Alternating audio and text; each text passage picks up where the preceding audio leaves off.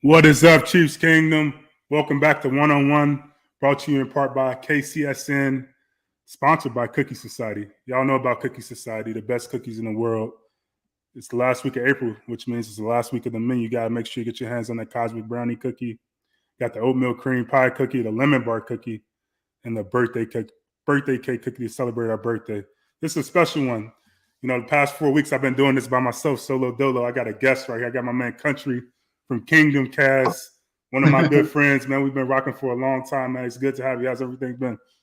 Oh, man, everything's going good, man. You know, doing a podcast, you know what I'm saying, and doing every mock draft known to man. Hey, listen, man. Hey, we all speculating at this point. We all have our thoughts and our feelings on the draft and what we think's, you know, best for the Chiefs. A lot of folks have been obviously saying we need a receiver because of the departure of Tyreek. I'm on the fence about that. What's your take? What do you think we need? I think we need a wide receiver. I don't think it's as much of a need as fans think it is. Because if you look at the wide receiver room right now, we got Juju, MVS, McCall, you got Josh Gordon, Corey Coleman. I'm missing somebody. But it's deep right now. So It's really, deep. I think it's like locked at Juju, MVS, McCall. That's 3 locks, right?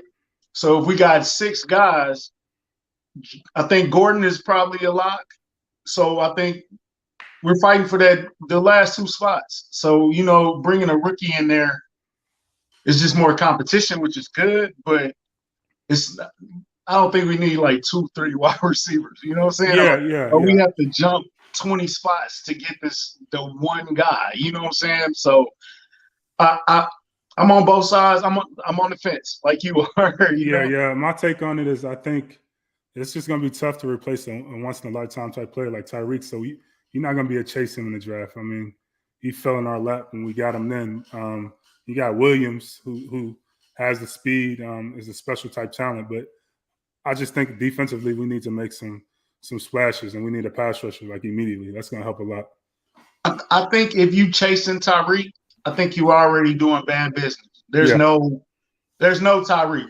There's no Tyreek out there. There's no Tyreek coming unless it's somebody that I haven't heard of yet. He's probably in 8th grade right now. Yeah. You know what I'm saying? You know, keep your eye out for him. He's probably going to LSU or something, but you can't replace Tyreek. So if you're trying to chase that, we already doing bad business. You know what I'm saying? So I like how the Chiefs are going right now, bigger, physical, quick receivers. So I want somebody in that mold. So you know who I want, but I just want somebody in that mold, a big 6'1", 6'2", or whatever guy, 200 pounds, quick, can run slants, can run out deep. You know what I'm saying? Just a complete receiver. Yeah, I mean, there's a lot of good choices out there, and I think you can get a guy that can serve a role for us later in the draft, maybe later in the first round. Who knows what direction Veach will go in. I'm a big believer. I know he didn't show much last year, but Josh Gordon, man, a lot of people discount, like, it's tough to come back and play, you know, after sitting that long. And then you're coming into a new offense that didn't really need you, especially in the role he was playing. But I think him picking up the playbook and having a full off season and getting the rust shaken off, I think he'll be a lot better football player. He is older, but I think he'll be a lot better than he was last year. You know what I enjoyed about Josh is he never disengaged. Like No. even when it wasn't going right, he wasn't getting no targets, he wasn't getting no balls thrown at him, or he was dropping balls. He stayed blocking, he stayed engaged on the sidelines. He never like cowered down and put his head down. He stayed with the team the entire time, even when he was benched basically at the end. You know what I'm saying? He never gave up. So I appreciate that. You give him an off season. He's been in Texas since day one. I think Yeah. we never had to worry about Josh Gordon being down there. So he's always in incredible shape. You know, Yeah. the boy still got an 8-pack. So, yeah.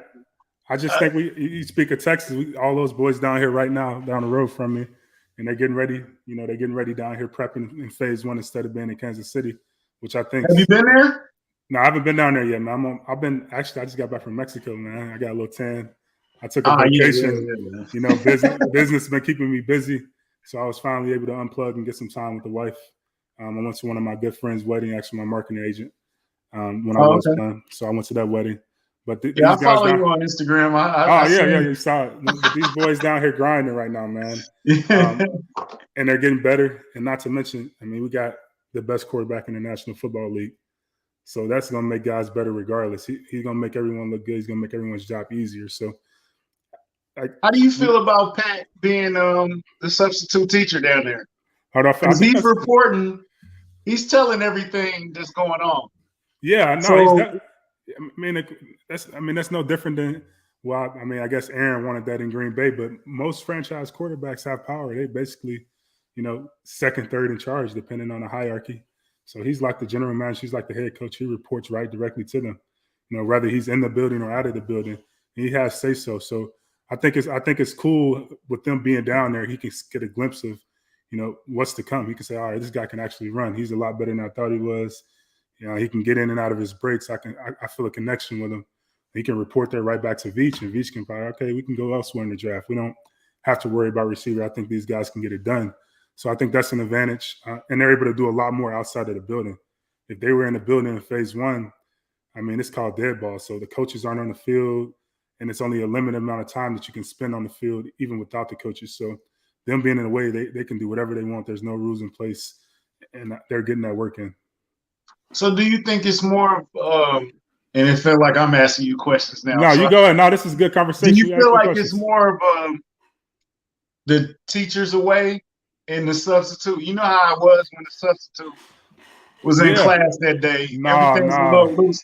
Do you think it's more business, or do you think it's a little loose, but they getting we both agree they getting work done, but do you think it's a little looser? No, I wouldn't say it's looser. They got their respect. Pat's a leader. He knows he's a professional. They winners for a reason, so he knows how to work. I would compare it to that cool ass teacher you had in school. You know, it's not the substitute. You know, it's the teacher. You know, at the end of the day, you know, he's gonna give you grace and he's gonna be cool with you, but you know the rules. So you still gotta get that work done. You still gonna get that work done, and that's what Patrick, he's one of the guys. I mean, he's a player, man. We love him, and more so than any other quarterback that I've played with. I was able to relate to him than any other quarterback. Most quarterbacks, you know, they got their own little regiment. They do their own little thing, and they're the quarterback. Pat integrates with the team a lot more than quarterbacks that I've played with. Is that age, or is that? I think it's age. I think it's a little bit of age, and then just his personality too. His personality leans toward he's competitive, so he's getting in the mix when we're shooting in the locker room, all those types of things. And he communicates very well. He talks to everybody, both sides of the ball. So I think that's what makes him different. But I think age plays a huge factor in that, him being a younger guy coming in the locker room and just getting to know everyone as opposed to a veteran guy like Tom Brady, who's been in the league forever. Right. It is a famous quote, and I don't want to butcher it. You treat the janitor like the CEO. Mm-hmm. Who said that? I can't. I'm drawing a blank on who said that. I don't know who said it, but I hear it all the time. That's how he treats it, man. You think he got that type of vibe? He's got that type of mentality. I mean, you could be the last guy on the roster, practice squad guy. He's going to give you the same respect that he gives, a superstar type guy, and that's why he garners the respect, from the team, because it ain't none of that favoritism. It's, oh, you come out here, we all gonna work. We know what we have to do. I'm gonna hold you accountable because I hold myself accountable. And he's a superstar. I mean, best guy in the league, but you will never know it. He's the face of the league. He's the face of the league. Definitely. And it speaks a lot. I mean, even in the Texas community, people talk about him all the time, the things that he do. And I think that's amazing. It speaks of his character and what he means to, not just Kansas City area, but just the entire state of Texas. I got family in Longview, Kilgore, around that area, Tyler, all that. Mm-hmm. So they warned me about Patrick Mahomes. It's like, yeah, he's good, man, but we beat him. But which is crazy. And everybody and no one's surprised here. Nobody from Texas is surprised that Patrick Mahomes is what he is now. A lot of us are surprised. None of us knew, coming into the draft that he would come what he is right now. I think it's just amazing to see the progression. He gets better every single year. The sky's the limit. He's going to win more Super Bowls. I know we got kicked in the ass last year against Cincinnati, and I've picked to bring it back up, and then we lost the Super Bowl the year before. But as long as he's the quarterback and Andy Reid's the head coach, it's going to be a high likelihood. Don't not bring it up because hey, look, because we lost in the AFC title game to the Patriots in overtime. Yeah, I kept that game on DVR, and I would watch it occasionally to remember. Do you think people do that, or do you think players do that to remind you of that? Definitely, no. You definitely. It's no different than anything in life, man. You fail, and I like to say you want to fail for it. You want to fail. It's a part of the process because you learn from it. If you're failing and not learning from it, you're going backwards. You're failing backwards, and you're going to fizzle out whatever you're doing. But as long as you can take, that loss and turn it into a lesson, it's only going to make you better. So all these moments are lessons for, the entire football team, for Patrick Mahomes as a young player, things that he can learn from. Okay, maybe before the half, maybe I shouldn't, you get overzealous and try to score a touchdown. Let me take the 3 and play the game, Right. So those are things that you learn throughout your career, and it's a lesson. Okay, and that goes back to the offense. I think that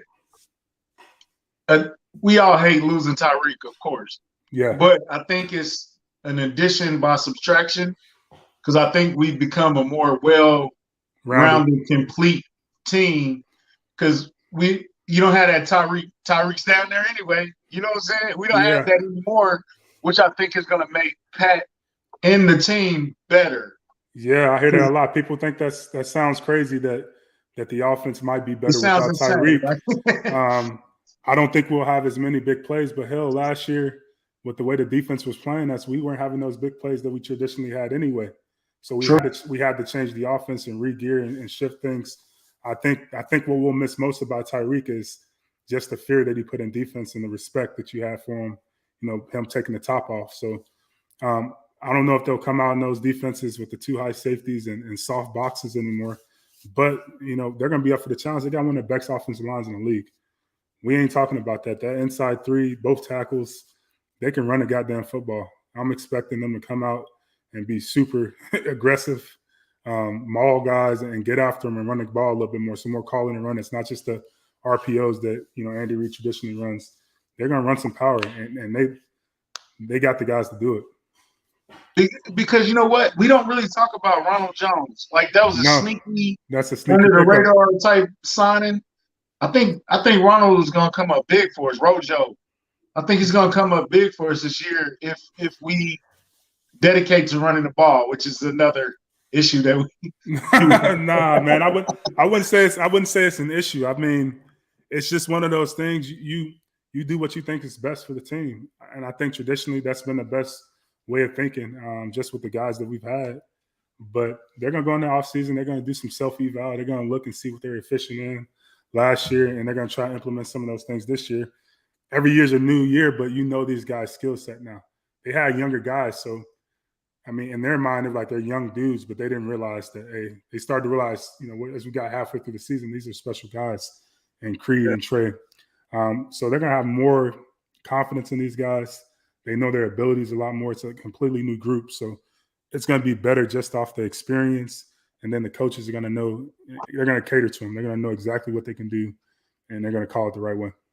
Yeah, I know we got a lot of flack for the Tony contract, the Joe's contract, but man, he was worth every penny. Joe's worth every penny. He's Mr. Reliable. He's one of those guys that, like, if I can compare him to like anybody that y'all seen before, it's probably like Mitchell Schwartz. Is one of those guys that's super dependable.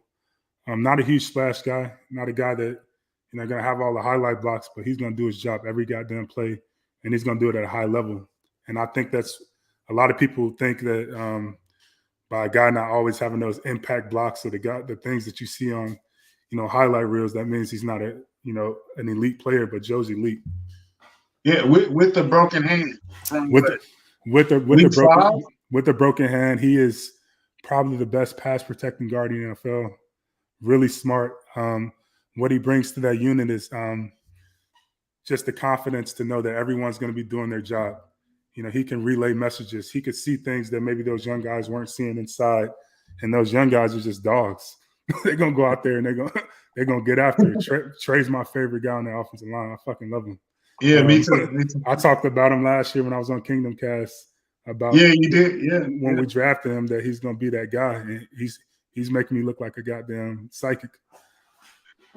So segue, building off that last year's draft. You think Veach can get that ball rolling again? You think he's still in the groove? Yeah. Veach does a really good job drafting. Just like any GM, you're gonna miss on some guys, but he finds good value, especially later in the draft. He does a good job of getting guys late in the draft that you don't fully expect, you don't have an expectation for.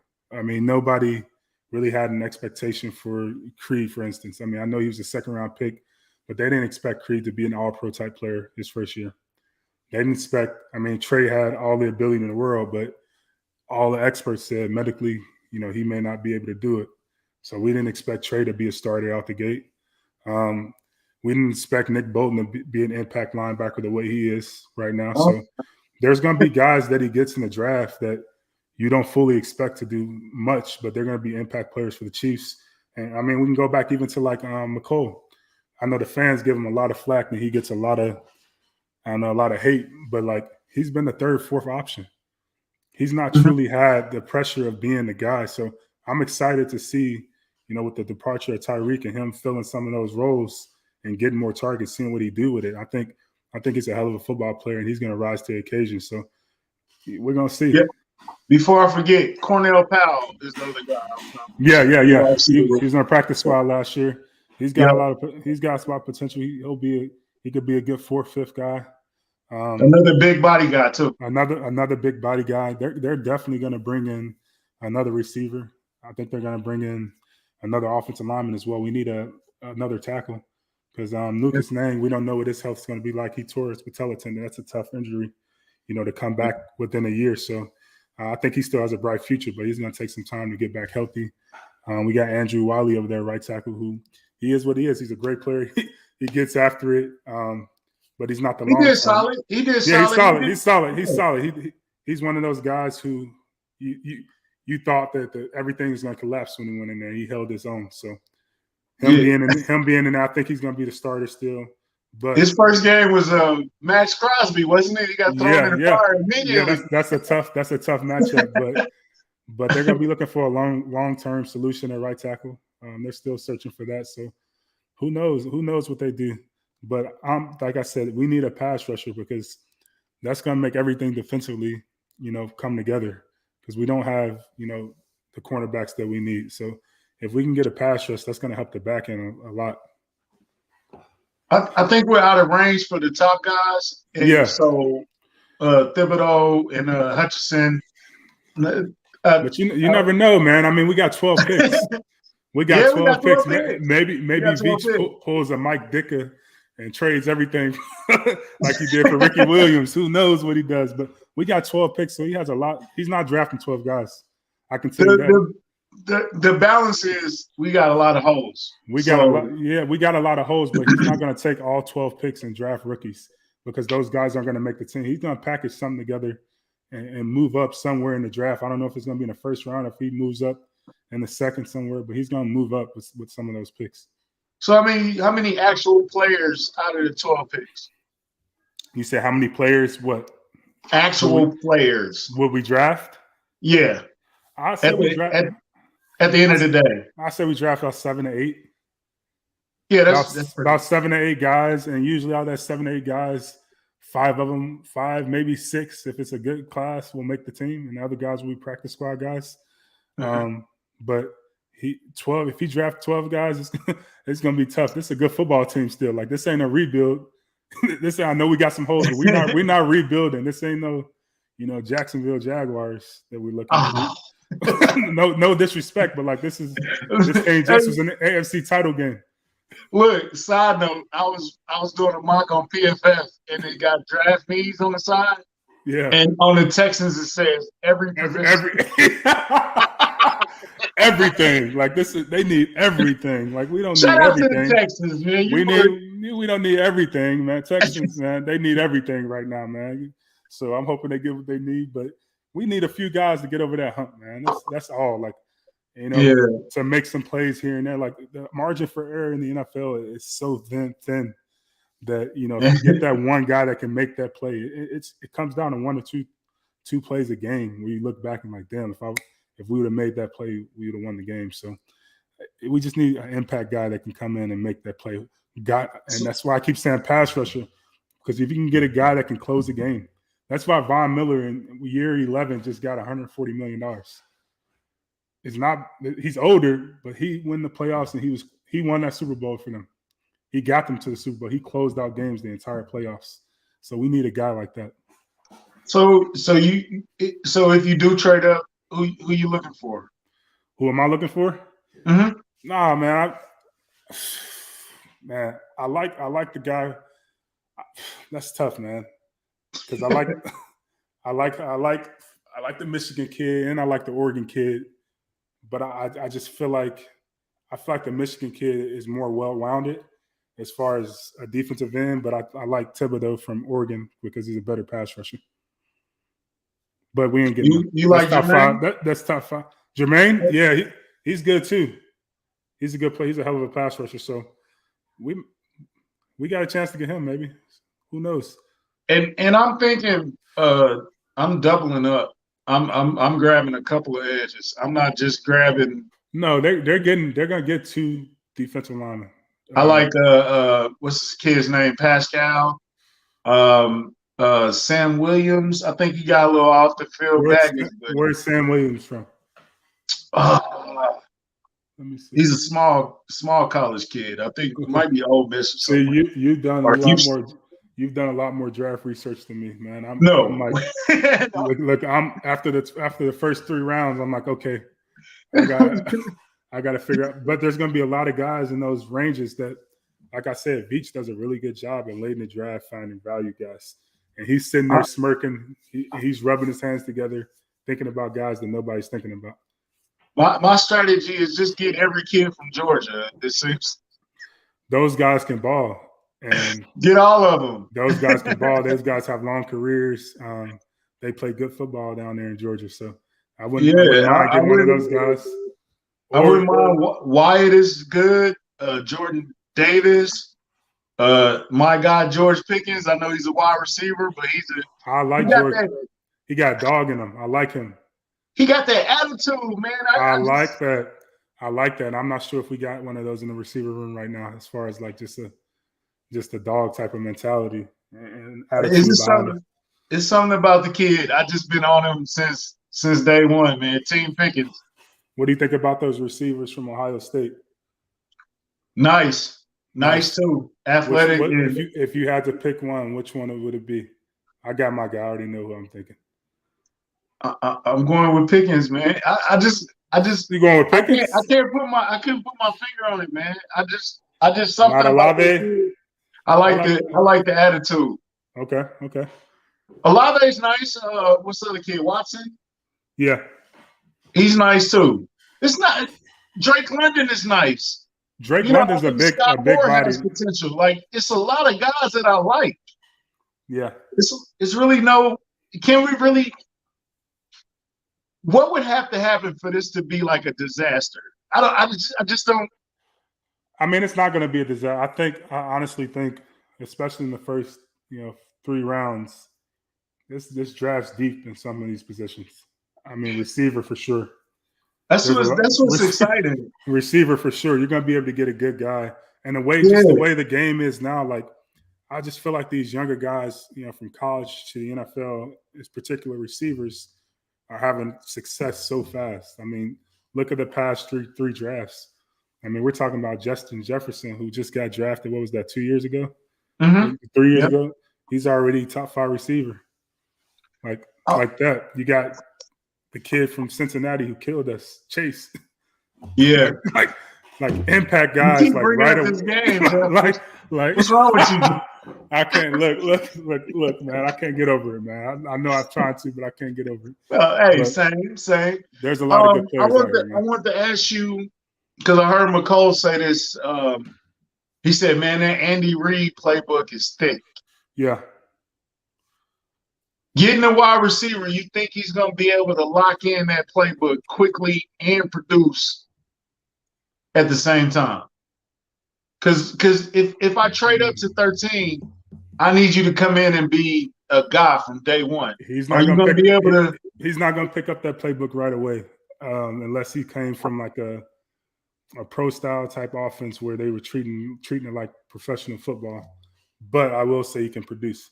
The reason why I say that is because this coaching staff does a good job of, getting these guys and giving them packages.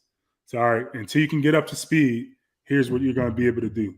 This is all you need to know. It might be a portion of the playbook. It might be, a certain position. I'm not going to move you around. You're not going to have a ton of motions and shifts. This is your role right here, and this is what you're going to do. So that's not a concern. No, that's not a concern at all. I'm not concerned about. And they're going to do a good job of interviewing these guys and figuring out their IQ, and if they can pick things up. If you're a meeting room guy or you're a guy that can translate it right to the field and get it after one rep. So I think they do a good job of getting the right guys in that building. They're gonna be okay with that. Yeah. So wide receivers are deep. It's a lot of edges. We talked about corner yet. I mean, that's where I was going, man. Cornerback. There's so many guys. I like a lot of these guys, man. Jalen Watson, Emerson, Booth, Elam. I like Booth a lot from Clemson.